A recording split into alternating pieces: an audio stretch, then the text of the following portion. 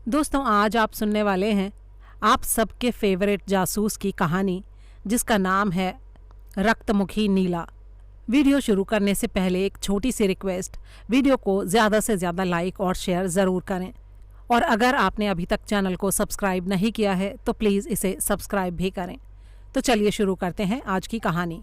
ये बारिशों के दिन की एक अलसाई सी सुबह थी। मैं और व्योमकेश कमरे में कुर्सियों पर बैठे थे। उसने अपने पैरों को एक टेबल पर रख दिया था और उनको लगातार हिलाए जा रहा था। उसकी गोद में खुला हुआ अखबार था जिसे वो पढ़ रहा था। पिछले 4 दिन हमने इसी तरह से बिताए थे। तेज़ बारिश के कारण कहीं भी आना जाना संभव ही नहीं हो पा रहा था। व्योमकेश का पूरा ध्यान अखबार में था और मैं चुपचाप बैठा सिगरेट पी रहा था। कुछ देर बाद चुप्पी से ऊब कर मैंने कहा, कोई अच्छी खबर है क्या अखबार में? उसने अखबार से आंखें उठाए बिना ही कहा, हाँ, गंभीर खबर है। 2 दोषियों को रिलीज कर दिया गया है। कौन कौन दोषी? मैंने पूछा। एक तो शरत चंद्र की चरित्रहीन है, उसे कुछ सिनेमा हॉल्स में रिलीज किया गया है। और दूसरा दोषी है रामनाथ नेगी, उसे अलीपुर जेल से रिहा किया गया है। ये 10 दिन पुरानी खबर है, लेकिन कालकेतु अखबार ने इसे आज ही छापा है। ये रामनाथ नेगी कौन है? मैंने पूछा। व्योमकेश ने अखबार को बंद करके एक तरफ रख दिया और खड़े होकर कमरे में चक्कर लगाने लगा। नेगी कोई अज्ञात व्यक्ति नहीं है। कुछ साल पहले उसका नाम बड़े बड़े अक्षरों में अखबार में छपा था। अरे वो तो ठीक है भाई, लेकिन वो है कौन? मैंने पूछा। वो एक चोर है अजीत। कोई छोटी मोटी चोरियां करने वाला नहीं, बल्कि जवाहरात चुराने वाला बड़ा चोर। बुद्धिमान होने के साथ साथ वो बहुत ही साहसी और निडर भी था। आजकल ऐसे महान अपराधी देखने को भी नहीं मिलते। मैंने व्यंग्य से कहा, हाँ, ये तो हमारे देश का दुर्भाग्य ही है। लेकिन उसका नाम बड़े अक्षरों में क्यों छपा था? क्योंकि कई चोरियों के बाद आखिरकार वो पकड़ा गया था और कोर्ट में उसे पेश किया गया था। मुझे अभी भी वो सारी घटनाएं याद हैं अजीत। ये 10 साल पहले की बात है। मैंने तभी अपना काम शुरू किया था और तब तक मैं तुमसे भी नहीं मिला था। इतना कहकर वो चुप हो गया और उसने अपने केस में से एक सिगरेट निकालकर सुलगा ली। मुझे लगा कि ऐसे बोरिंग और आलसी दिन में एक दिलचस्प कहानी सुनना काफ़ी अच्छा रहेगा, बजाय इसके कि खाली बैठकर बोर हुआ जाए। इसलिए मैंने कहा, अरे मुझे उसकी पूरी कहानी सुनाओ ना। व्योमकेश बोला, ये कोई कहानी नहीं है, लेकिन ये पूरा मामला काफ़ी रहस्यमयी है। पुलिस ने उस समय काफ़ी मेहनत की थी और उन्हें कुछ सफलता भी मिली थी, लेकिन फिर भी वो असली चीज़ को नहीं ढूंढ पाए थे। और ये असली चीज़ क्या थी? मैंने पूछा। मैं तुम्हें शुरू से बताता हूँ अजीत। उस साल कोलकाता में जवाहरातों की चोरी की अचानक से एक लहर चली थी। एक दिन जवाहरलाल हीरालाल लूटे गए, अगले दिन दत्त ज्वेलर्स के यहाँ चोरी हो गई। इसी तरह से करते करते 15 दिनों में कम से कम 5 बड़ी दुकानों को लाखों रुपयों का नुकसान हुआ। जैसा कि होना ही था, पुलिस ने जांच शुरू कर दी। उसके बाद महाराजा रामेंद्र सिन्हा के घर में एक चोरी हुई। उन्हें तो तुम जानते ही होंगे। बहुत कम बंगाली ऐसे हैं जो उनके नाम से परिचित ना हो। वो जितने धनी हैं उतने ही दयालु भी हैं। फिलहाल उनकी आर्थिक हालत थोड़ी ठीक नहीं है, लेकिन उस समय उनकी बात ही अलग थी। वो कीमती पत्थरों का संग्रह किया करते थे, यानी कीमती जवाहरातों का। ये सारे जवाहरात उनके घर की दूसरी मंजिल के एक कमरे में एक कांच के केस में रखे रहते थे। उस कमरे की लगातार और बहुत ही अच्छी तरह से निगरानी की जाती थी, लेकिन फिर भी वहाँ चोरी हो गई थी। 2 सिक्योरिटी गार्ड बेहोश पड़े मिले थे और काफ़ी सारा सामान चोरी हो गया था। महाराजा के कलेक्शन में एक नीला हीरा था। वो उस हीरे को काफ़ी संभाल कर रखते थे, क्योंकि उनका मानना था कि वो उनके लिए एक बहुत ही भाग्यशाली है।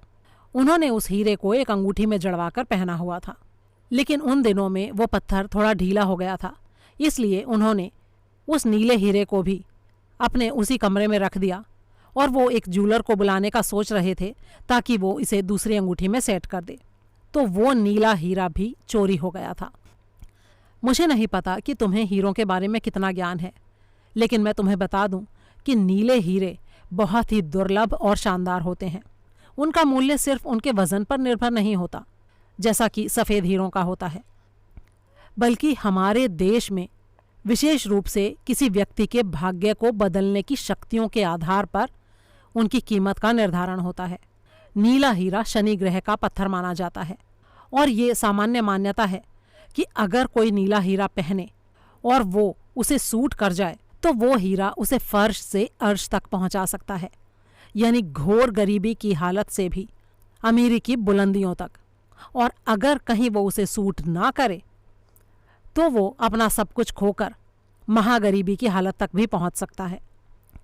नीले हीरे का असर हर व्यक्ति के लिए अलग अलग हो सकता है। किसी को वो अनुकूल पड़ सकता है और किसी को नहीं, और इसीलिए इन नीले हीरों का मूल्य उनके वजन से निर्धारित नहीं होता। मैंने एक मारवाड़ी जेंटलमैन को एक छोटे से नीले हीरे के लिए हजारों रुपए खर्च करते देखा है। मैं स्वभाव से अंधविश्वासी नहीं हूं, लेकिन मुझे भी इस खास पत्थर की शक्तियों को स्वीकार करने के लिए मजबूर होना पड़ा था।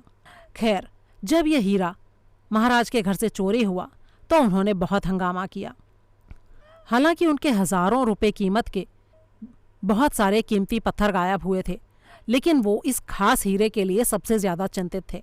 उन्होंने घोषणा की कि अगर चोर नहीं भी पकड़ा जाता है, लेकिन कोई उनका हीरा लाकर उन्हें वापस दे सकता है, तो वो उसे एक बड़ा इनाम देंगे।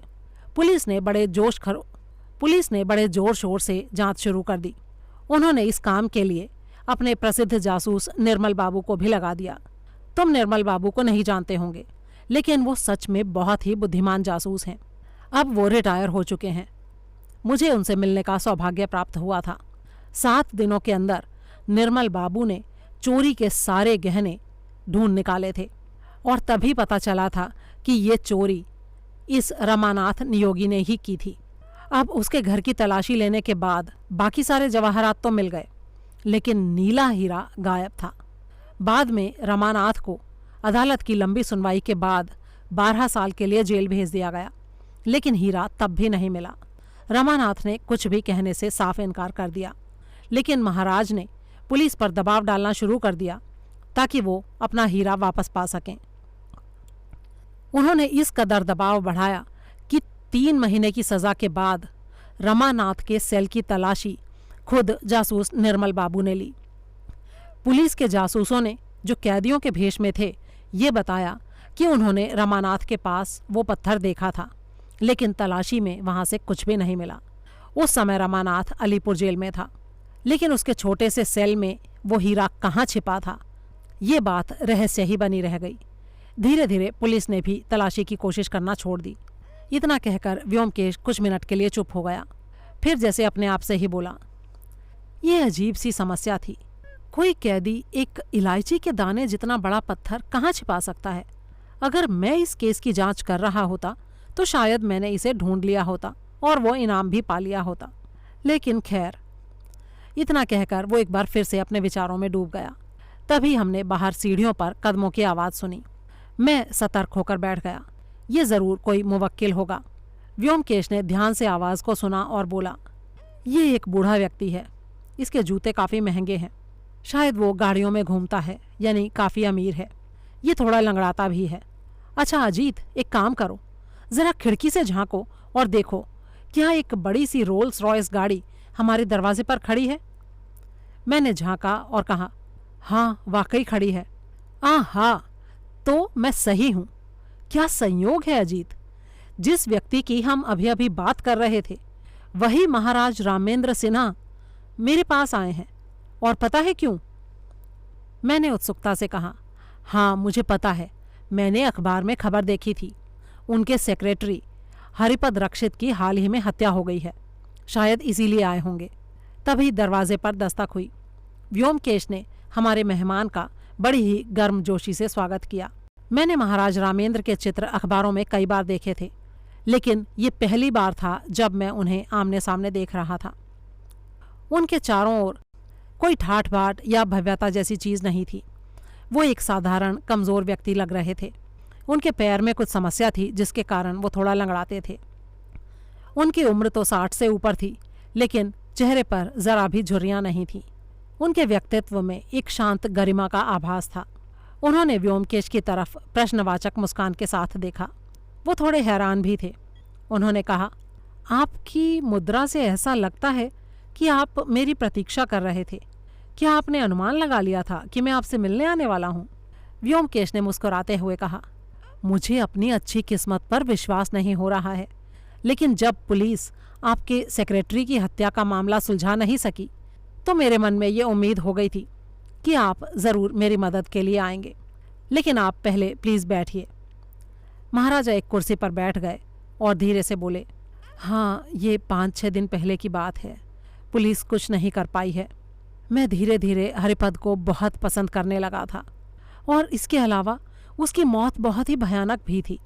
बेशक वो कोई संत आदमी नहीं था, लेकिन आपको पता ही होगा कि मुझे ऐसा लगता है कि मैं जितने ज़्यादा हो सके भटके हुए लोगों को सही रास्ते पर ले आऊं। अगर आप उसे मेरे दृष्टिकोण से देखें तो हरिपद बुरा व्यक्ति नहीं था। वो अपने काम में बहुत ही अच्छा था, और इसके अलावा उसका दिल मेरे प्रति कृतज्ञता से भरा हुआ था, और मुझे इसका प्रमाण भी मिला था।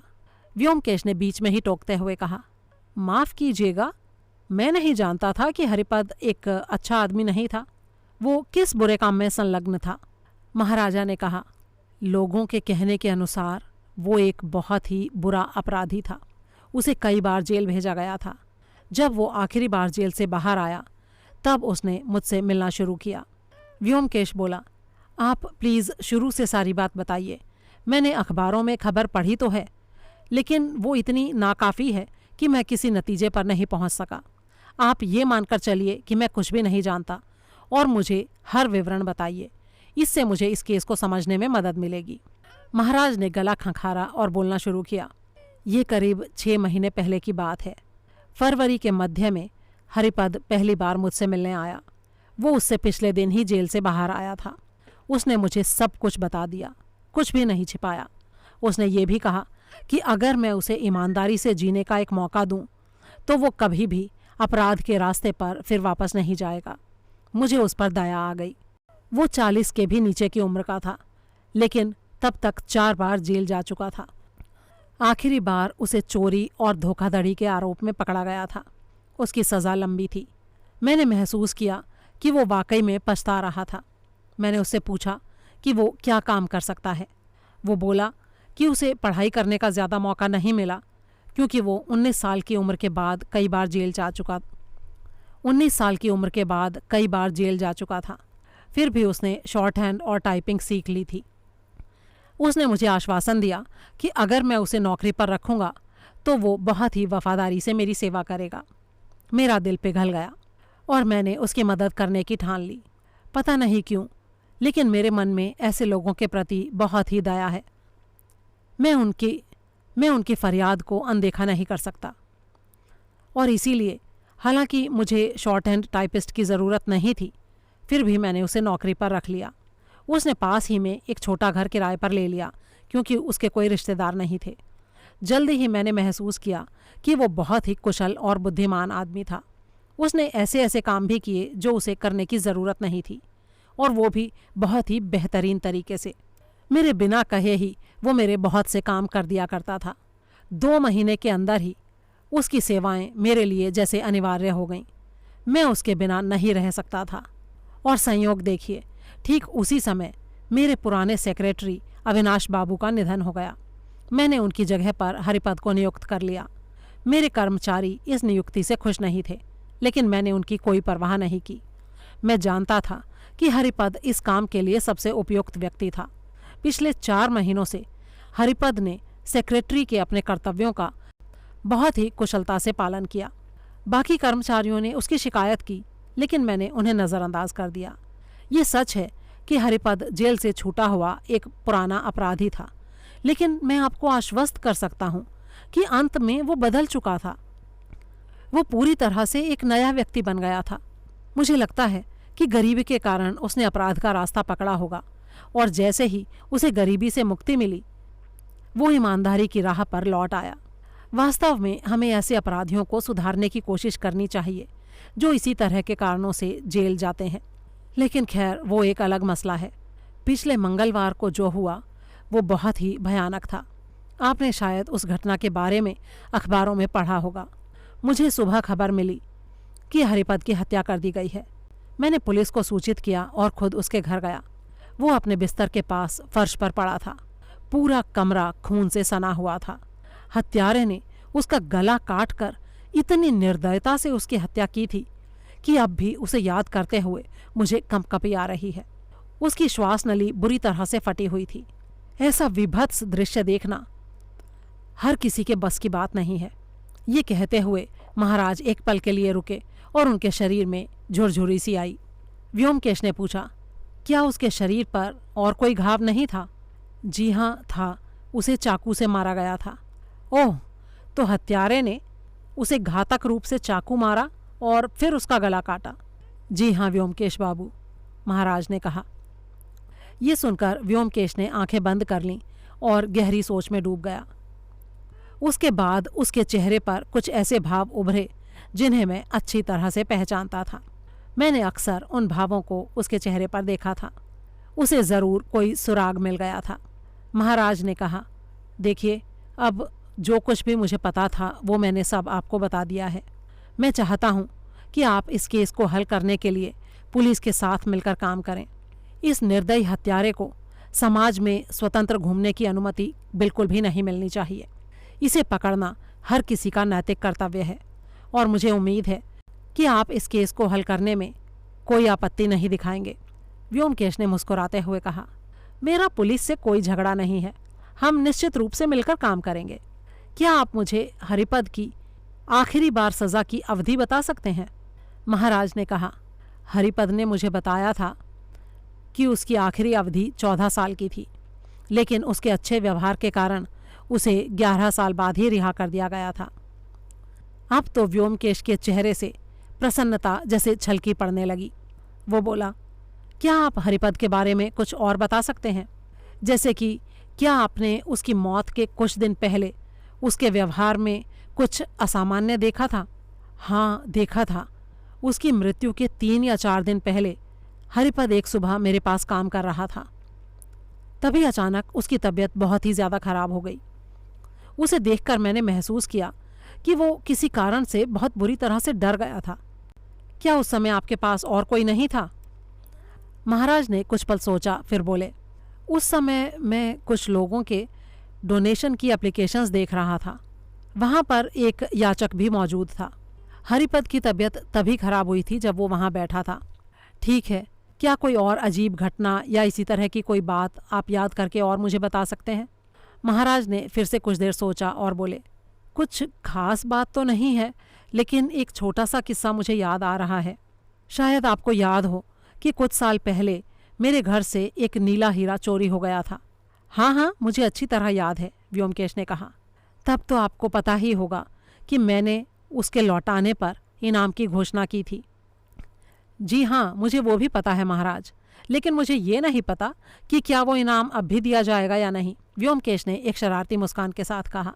महाराज बोले, यही वो सवाल था जो हरिपद ने मुझसे उस समय पूछा था जब उसने मेरे पास टाइपिस्ट की नौकरी शुरू की थी। मैं उसकी बात सुनकर चौंक पड़ा था, क्योंकि मैंने हीरे को वापस पाने की उम्मीद बिल्कुल छोड़ दी थी। तो फिर आपने हरिपद को क्या उत्तर दिया? व्योम ने पूछा। मैंने कहा कि अगर मुझे मेरा नीला हीरा आज भी वापस मिलता है तो मैं निश्चित रूप से लाने वाले को वो इनाम दूंगा। ये सुनते ही व्योमकेश अचानक उठ खड़ा हुआ। अगर मैं आपसे वही सवाल पूछूं तो क्या आपका उत्तर भी वही होगा? महाराज ने बड़ी ही हैरानी से उसे देखा और बोले, हाँ बिल्कुल। व्योमकेश फिर से बैठ गया। तो महाराज, क्या आप हरिपद के हत्यारे का नाम जानना चाहते हैं? महाराज बुरी तरह से आश्चर्यचकित हो गए। मैं कुछ समझ नहीं पा रहा हूँ। क्या आपको हरिपद के हत्यारे का नाम मालूम है? जी हाँ, मुझे उसका नाम मालूम है, लेकिन उसके खिलाफ सबूत इकट्ठा करना मेरा काम नहीं है, वो पुलिस का काम है। मैं आपको सिर्फ नाम बताऊंगा, फिर पुलिस उसके घर की तलाशी ले सकती है और सबूत ढूंढ सकती है। मुझे नहीं लगता कि उन्हें इस काम में ज़्यादा मुश्किल आएगी। महाराज की हैरानी अभी भी कम होने का नाम नहीं ले रही थी। ये तो किसी जादू की तरह लग रहा है व्योमकेश बाबू। क्या आपको सच में अपराधी का नाम मालूम है? देखिए, मैं इस समय सिर्फ एक अनुमान लगा रहा हूँ, लेकिन मैं ये भी जानता हूँ कि मेरा अनुमान गलत नहीं होगा। हत्यारे का नाम रमानाथ नियोगी है। रमानाथ नियोगी? ये नाम तो कुछ परिचित सा लग रहा है। जी हाँ, ये आपको परिचित लगेगा ही, क्योंकि 10 साल पहले उसी ने तो आपका हीरा चुराया था। वो अभी जेल से बाहर आया है। हाँ, मुझे मालूम है, मैंने अखबार में खबर पढ़ी थी, महाराज ने कहा। लेकिन उसने हरिपद को क्यों मारा? उनके बीच क्या संबंध था? व्योमकेश ने कहा। उनके बीच संबंध था। अगर मैं जेल के पुराने दस्तावेजों को देखूं तो इसका प्रमाण भी मिल जाएगा। देखिए, अभी करीब 11 बज रहे हैं। मैं अब आपको यहाँ और नहीं रोकूंगा महाराज। आप 4 बजे यहाँ पर वापस आ जाइए। तब तक सब कुछ आपके सामने स्पष्ट हो जाएगा और शायद आपका हीरा भी आपको वापस मिल जाएगा। मैं सारा इंतज़ाम करके रखूँगा। ये सब सुनकर दंग रह गए महाराज को अलविदा कहने के बाद व्योमकेश तुरंत ही बाहर जाने की तैयारी करने लगा। मैंने पूछा, तुम कहाँ चले? वो बोला, मुझे जेल कार्यालय में कुछ पुराने कागजात देखने हैं। इसके अलावा कुछ और काम भी हैं। पता नहीं कब तक लौटूंगा। अगर देर हुई तो मैं किसी होटल में ही लंच कर लूँगा। ये कहते हुए वो बारिश के बीच अपना रेनकोट और छाता लेकर बाहर चला गया। फिर करीब 3 बजे वो वापस आया। अपने जूते खोलते हुए बोला, बहुत तेज़ भूख लगी है भाई। सुबह से कुछ नहीं खाया है। मैं जल्दी से स्नान करने जा रहा हूँ। पुतीराम, तुम जल्दी से मेरे लिए कुछ तैयार कर दो। फिर 4 बजे मैटिनी शो शुरू होने वाला है। मैंने हैरानी से कहा, कौन सा शो? वो हंसा। अरे चिंता मत करो अजीत, सिनेमा वाला मैटिनी शो नहीं, हमारे घर पर होगा ये मैटिनी शो, इसी कमरे में। तुम ऐसा करो, दर्शकों के लिए कुछ और कुर्सियां डाल दो। इतना कहकर वो स्नान करने चला गया। जब आने के बाद वो खाना खाने लगा तो मैंने पूछा, पूरा दिन तुमने क्या क्या किया? उसने ऑमलेट का एक बड़ा सा टुकड़ा मुंह में डालते हुए कहा, जेल डिपार्टमेंट में मेरा एक दोस्त है। सबसे पहले मैं उसी के पास गया। वहाँ पर मैंने पुराने रिकॉर्ड चेक किए और पाया कि मेरा अनुमान सही है। फिर वहाँ पर अपना काम पूरा करने के बाद मैं विधु बाबू के पास गया। वो पुलिस निरीक्षक हैं। जिस इलाके में हरिपद की हत्या हुई वो उनके अधिकार क्षेत्र में आता है। हत्या के केस के इंचार्ज हैं पूर्णा बाबू। मैंने पूर्णा बाबू को सब कुछ समझाया और फिर अपना काम कराने के लिए मैंने उनको कहा। अरे लेकिन काम क्या था? मैंने उत्सुकता से पूछा। काम ये था मेरे भाई कि रामनाथ नियोगी का वर्तमान पता ढूंढा जाए। दूसरी बात थी उसे गिरफ्तार करना और उसके घर की तलाशी लेना। उसका पता तो आसानी से चल गया, लेकिन तलाशी लेना बेकार रहा। उसके कमरे में जो एकमात्र चीज़ मिली वो था एक बड़ा चाकू। उसे फॉरेंसिक परीक्षण के लिए भेज दिया गया है, लेकिन जो मैं खोज पाने की उम्मीद कर रहा था वो वहाँ घर में नहीं था। चीज़ें छुपाने की उस आदमी की क्षमता बहुत ही अद्भुत है। कौन सी चीज़ ढूंढ रहे थे तुम? महाराज का हीरा ही ना? तो अब जब वो नहीं मिला तो तुम क्या करोगे व्योमकेश? मैं थोड़ा ड्रामा करूँगा, थोड़ी सी एक्टिंग। मैं रमानाथ के मन में जो अंधविश्वास का डर है उसकी जड़ पर वार करूँगा। देखते हैं क्या नतीजा निकलता है। अरे लो, महाराज भी आ गए। बाकी लोग भी जल्दी ही आने वाले होंगे। बाकी लोग? और कौन कौन आ रहा है? मैंने पूछा।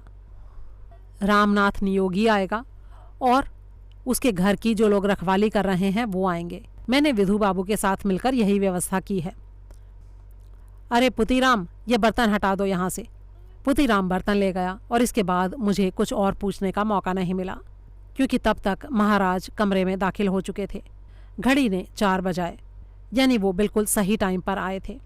जैसे ही वो बैठे दूसरे लोगों के कदमों की आहट भी सुनाई दी। जल्दी ही विधु बाबू, पूर्णा बाबू और 2 उप निरीक्षकों ने कमरे में प्रवेश किया। उनके साथ रामनाथ भी था। रामनाथ के व्यक्तित्व में कुछ भी खास नहीं था। उसके बाल घने थे, संकीर्ण माथा, तीखी ठुड्डी और थोड़ी अजीब सी आंखें थीं।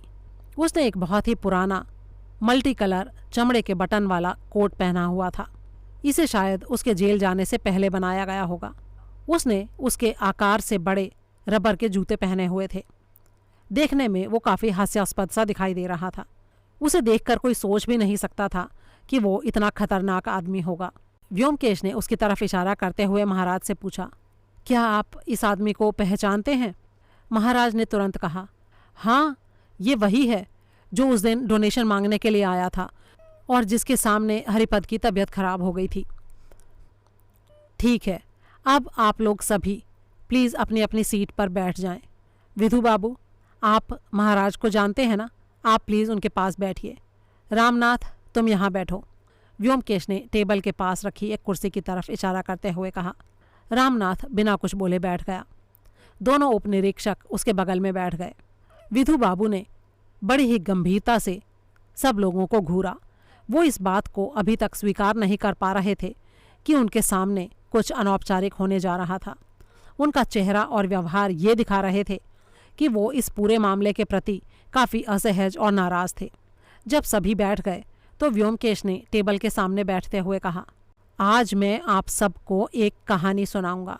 ये ऐसी काल्पनिक कहानी नहीं है जैसी कि अजीत लिखता है, बल्कि ये एक सच्ची कहानी है और मैं इसे यथार्थ और सही तरीके से ही सुनाऊंगा। अगर मैं कहीं पर कोई गलती करूं तो रामनाथ मुझे सुधार देंगे। रामनाथ के अलावा इस कहानी का एक और व्यक्ति को पता था, लेकिन वो मर चुका है। इस परिचय के बाद व्योमकेश ने अपनी कहानी शुरू की। रामनाथ का चेहरा बिल्कुल भावरहित था। वो ना तो ऊपर देख रहा था और ना ही कुछ बोल रहा था। वो बस अपनी उंगलियों से मेज़ पर हौले हौले थपकी दे रहा था। व्योमकेश ने कहा, मैं अपनी कहानी तब से शुरू कर रहा हूँ जब रामनाथ को जेल भेजा गया था। अब वो जेल तो चला गया, लेकिन उसने महाराज का वो हीरा अपने पास ही रखा। उसने ये कैसे किया ये मुझे नहीं पता और ये मेरी कहानी के लिए महत्वपूर्ण भी नहीं है। अगर रामनाथ चाहे तो इस बात को बता सकता है। रामनाथ ने एक पल के लिए व्योमकेश की तरफ देखा और फिर बिना कोई प्रतिक्रिया दिए वैसे ही अपनी उंगलियों को चलाता रहा। व्योमकेश बोला, रामनाथ ने कई दूसरे कीमती जवाहरात भी चुराए थे जिनको पुलिस ने बरामद कर लिया था। उस नीले हीरे को छोड़कर वो हमेशा उस हीरे को अपने पास ही रखता था। शायद उस पत्थर में एक चुंबकीय शक्ति थी। इसके अलावा वो देखने में भी सुंदर था। एक बहुत ही खूबसूरत नीला हीरा जिसके बीच में एक लाल धार थी। वो उस खूबसूरत पत्थर को अपने पास रखने से खुद को रोक नहीं पाया। उसे लगा कि वो पत्थर काफ़ी शुभ था, लेकिन वो ये नहीं जानता था कि कुछ लोगों के लिए वो अशुभ भी साबित हो सकता था। रामनाथ को अलीपुर जेल में रखा गया था। कुछ समय के बाद पुलिस को पता चला कि हीरा उसी के पास ही था। उसके सेल की तलाशी ली गई और उसकी सेल में उसका एक और साथी था, उस व्यक्ति की भी तलाशी ली गई, लेकिन कुछ भी बरामद नहीं हुआ। तो फिर हीरा कहाँ चला गया था? उस सेल में जो दूसरा कैदी था वो था हरिपद रक्षित। वो एक पुराना अपराधी था। उसने अपने बचपन से ही कई साल जेल में बिताए थे और इसीलिए उसे कई ऐसी चालें पता थी जो आमतौर पर कैदी इस्तेमाल करते हैं। जो भी लोग जेल के अपराधियों से किसी तरह से जुड़े होते हैं वो अच्छी तरह से जानते हैं कि कई शातिर अपराधी अपने गले के अंदर एक तरह की पॉकेट बना सकते हैं। सुनने में ये अजीब लगता है, लेकिन ये एक सच्चाई है। कैदी जेल के अंदर पैसे नहीं ले जा सकते, लेकिन उनमें से अधिकतर किसी न किसी तरह के नशे के आदी होते हैं, तो उन्हें वार्डन को बाहर से ड्रग्स लाने के लिए रिश्वत देने की ज़रूरत होती है। इसीलिए वो लोग ये पैसे अपनी गर्दन के अंदर ऐसे थैलियों में रखते हैं। जो लोग छोटी उम्र से ही जेल की सज़ा काट चुके होते हैं वो तो इस काम के एक्सपर्ट होते हैं। सारे सीनियर पुलिस ऑफिसर्स इस बारे में जानते हैं। तो इसी तरह से ही हरिपद ने भी अपनी गर्दन के अंदर एक पॉकेट बना रखा था। जब वो रामनाथ के सेल में रहने आया तो दोनों की अच्छी दोस्ती हो गई।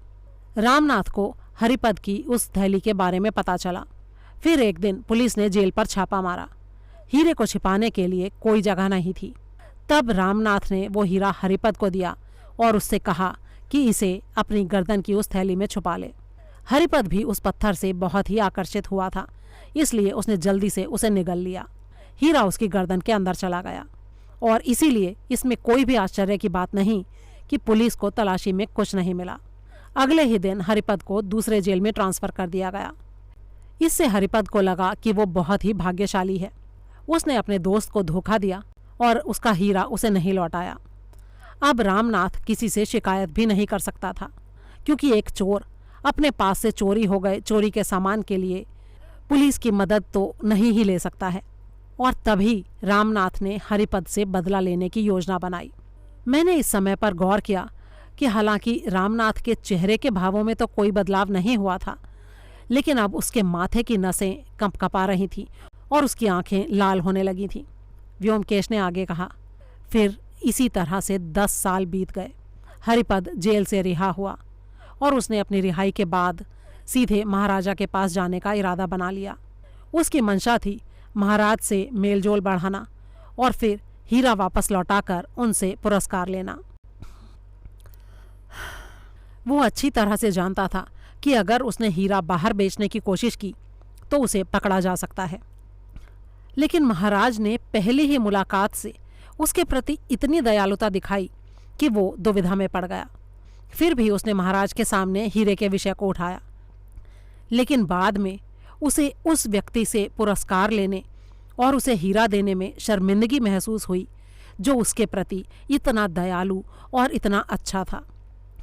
ये बहुत ही विलक्षण बात है कि महाराज की दयालुता ने एक कठोर अपराधी के मन में भी कृतज्ञता का ऐसा भाव संचार कर दिया था। वो अभी दुविधा में ही था कि क्या करे और क्या ना करे।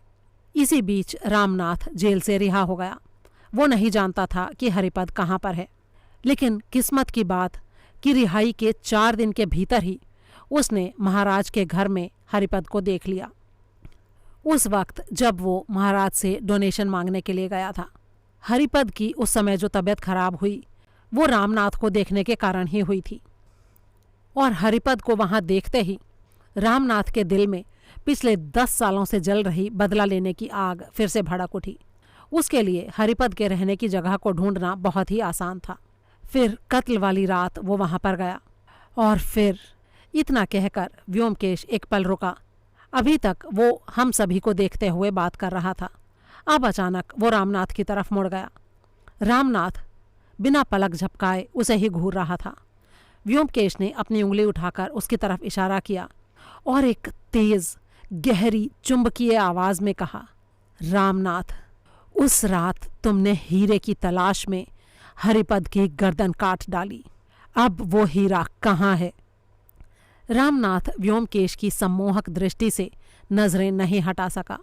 उसने अपनी जीभ से अपने होठों को गीला किया, खड़े होने की कोशिश की और फिर बड़े ही मेहनत से व्योमकेश के चुंबकीय नियंत्रण को तोड़ने का प्रयास किया। उसने एक सधी हुई आवाज़ में कहा, मुझे नहीं पता, मुझे नहीं पता, मुझे हरिपद के बारे में कुछ नहीं पता। मैंने उसकी हत्या नहीं की। मुझे हीरे के बारे में भी कुछ नहीं पता, वो मेरे पास नहीं है। उसने व्योमकेश को अपनी लाल लाल आंखों से देखा और फिर अपने हाथों को अपने सीने के चारों ओर कसकर पकड़ लिया। व्योमकेश की उंगली अभी भी उसी की तरफ इशारा कर रही थी। मुझे ऐसा लग रहा था कि हम एक रोमांचक नाटक के क्लाइमैक्स को देख रहे हैं। 2 अद्भुत इच्छा शक्तियां आपस में मानो द्वंद्व युद्ध कर रही थीं। हम सब लोग इस स्तब्ध चुप्पी के टूटने का इंतजार कर रहे थे कि आखिरकार किसकी जीत होगी। और फिर व्योमकेश की आवाज़ एक भयानक सुर में बदल गई। वो रामनाथ के पास झुका और उसने उसी गहरी तेज आवाज़ में कहा, रामनाथ, तुम इस हीरे के श्राप को नहीं समझ रहे हो और इसी कारण तुम इसे छोड़ नहीं पा रहे हो। ज़रा सोच कर देखो, जब तक तुमने इस हीरे को नहीं चुराया था कोई तुम्हें पकड़ नहीं पाया, और जैसे ही तुमने इसे चुराया तुम पकड़े गए और जेल भेज दिए गए। फिर हरिपद ने हीरा लिया और उसके साथ जो हुआ उसके बारे में सोचो। उसने हीरे को अपने गले में छिपा लिया था और देखा उसके गले के साथ क्या हुआ। तुमसे बेहतर ये बात और कौन जानता है भला। तो अगर तुम जिंदा रहना चाहते हो तो उस मनहूस हीरे को अभी की अभी लौटा दो। वो हीरा नहीं है बल्कि एक नागिन का जहर है। अगर तुम उसे अपने हाथ में पहनोगे तो तुम्हारे हाथ बेड़ियों में जकड़ जाएंगे। अगर तुम इसे अपने गले में पहनोगे तो तुम फांसी के फंदे पर लटकाए जाओगे। वो हीरा तुम्हें फांसी के तख्ते पर लटका कर ही मानेगा, समझे तुम? रामनाथ अपनी जगह पर खड़ा हो गया। हमें नहीं पता था कि उसके दिल में कितना भयंकर तूफान उठ रहा था। उसने पागलों की तरह चारों ओर देखा, फिर अपने कोट से एक बटन को खींचकर उसे नीचे फेंक दिया और जोर से चिल्लाया। उसकी आवाज़ बहुत ही डरी हुई थी। मुझे ये नहीं चाहिए, नहीं चाहिए। ये तुम्हारा मनहूस अभिशप्त हीरा तुम ही ले लो, लेकिन मुझे जिंदा रहने दो। ये कहकर उसने एक लंबी आह भरी और फिर बेहोश हो गया। व्योमकेश ने अपने माथे से पसीना पोंछा। मैंने देखा कि उसके हाथ कांप रहे थे। इच्छा शक्ति की लड़ाई में आखिर उसकी जीत हुई थी। उसने रामनाथ द्वारा फेंका गया बटन उठाया, उसके ऊपर लगी चमड़े की परत को फाड़ा और फिर कांपती आवाज में कहा, ये लीजिए महाराज, ये रहा आपका खोया हुआ हीरा। दोस्तों, ये कहानी आपको कैसी लगी इसके बारे में अपनी राय शेयर करना बिल्कुल ना भूलें और प्लीज़ वीडियो को ज़्यादा से ज़्यादा लाइक और शेयर ज़रूर करें। जल्दी ही अगली कहानी के साथ फिर मिलेंगे, तब तक के लिए विदा।